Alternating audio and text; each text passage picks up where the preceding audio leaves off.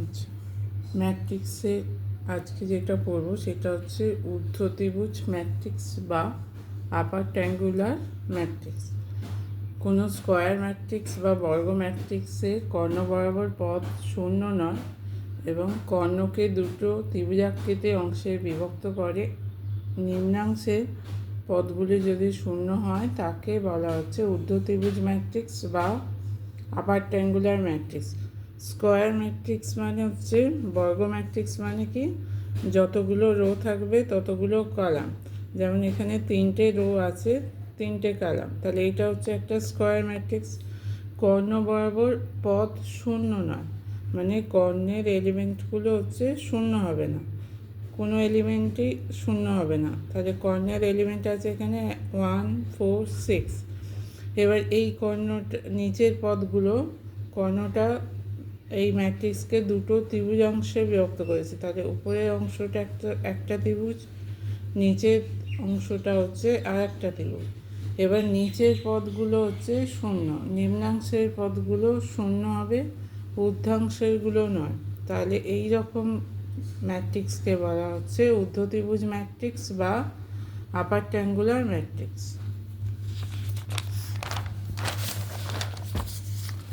আচ্ছা, এরপর একই রকম অর্ধত্রিভুজ ম্যাট্রিক্স বা লোয়ার ট্রায়াঙ্গুলার ম্যাট্রিক্স।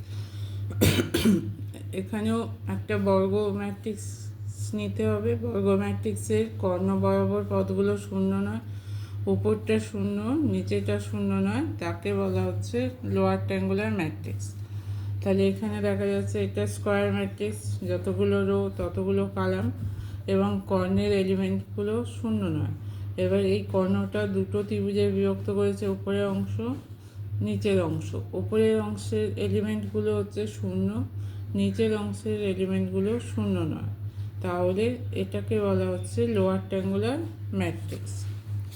আচ্ছা, তারপর হচ্ছে ট্রায়াঙ্গুলার ম্যাট্রিক্স কাকে বলে? ট্রায়াঙ্গুলার ম্যাট্রিক্স হচ্ছে বর্গ ম্যাট্রিক্স বা স্কোয়ার ম্যাট্রিক্সের কর্ণ ডায়াগোনাল বরাবর পদগুলো শূন্য হয়, তবে তাকে ট্রায়াঙ্গুলার ম্যাট্রিক্স বলে।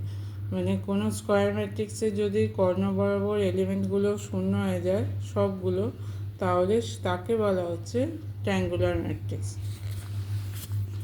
পরিবর্ত ম্যাট্রিক্স বা ট্রান্সপোজ অফ এ ম্যাট্রিক্স। যদি আমার এই একটি প্রদত্ত এম কস এন অর্ডারের ম্যাট্রিক্স, কমের ম্যাট্রিক্স, এমটা কি? এমটা হচ্ছে রো, এনটা হচ্ছে কলাম। তাহলে এমটা সারি আর এনটা হচ্ছে স্তম্ভ। তাহলে এই ট্রান্সপোজ কী হবে?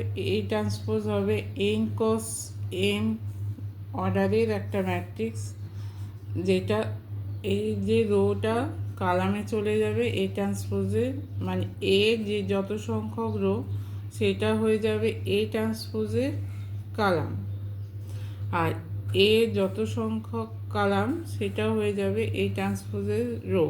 তার মানে এই অর্ডারটাকে উল্টে দিলে যে ম্যাট্রিক্সটা দাঁড়াবে সেইটা হয়ে যাবে এই ট্রান্সপোজ বা পরিবর্ত ম্যাট্রিক্স।